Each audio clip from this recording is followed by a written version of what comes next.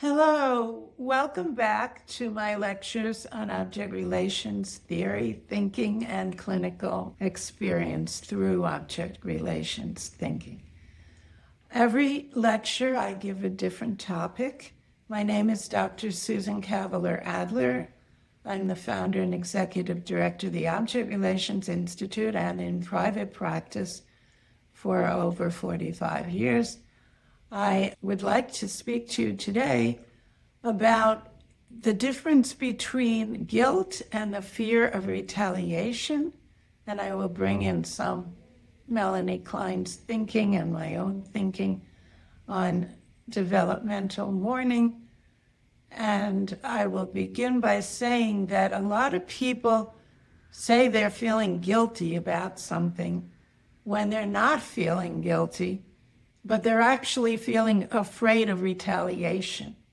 Now, in Kleinian thinking, there's the paranoid-schizoid and the depressive positions. These are two different developmental levels of the psyche, and we can go back and forth, but originally we developed towards the depressive position, unfortunate name because it should have been called the mourning position, because it's the healthier position, but it is traditionally called the depressive position. And it's the advanced position over the paranoid-schizoid position.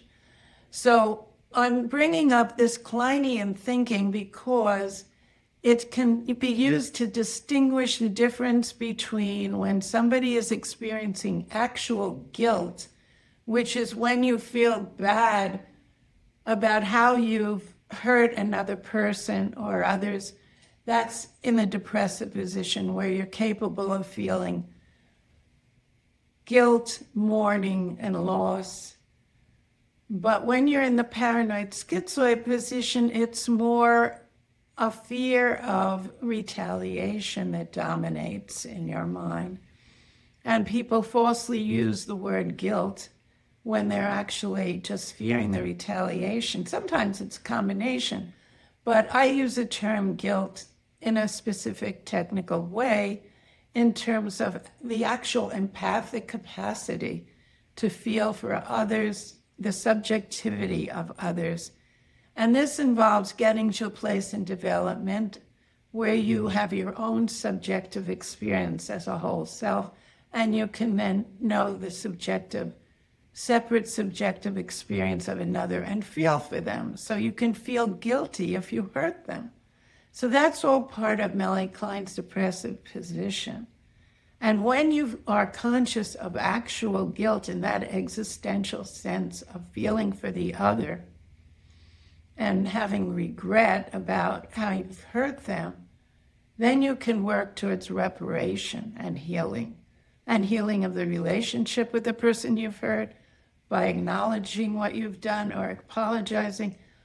Or if they don't accept your reparation, you still can repair with them within your own self and your internal world. So that's the more advanced position of feeling guilt.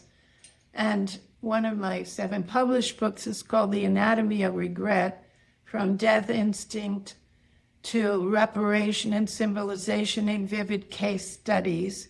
That was published in 2013 by Karnak and Routledge. And all these books are available on Amazon. And in that book, you can see the stories of many different people who transform through facing this depressive position, experience of conscious guilt so that they don't keep repeating the same regret.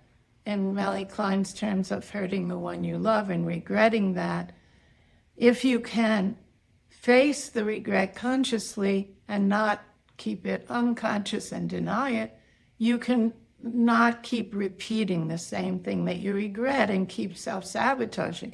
You can resolve your self-sabotage that way.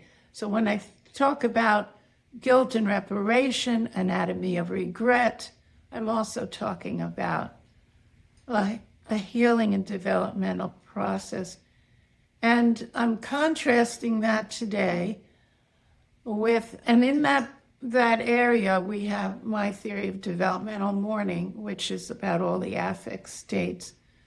that can involve rage and anger as part of mourning, but moves into grief and sadness and genuine sense of the subjectivity of the other in guilt and loss, regret towards the other, or just feeling the loss of the other in separation or death.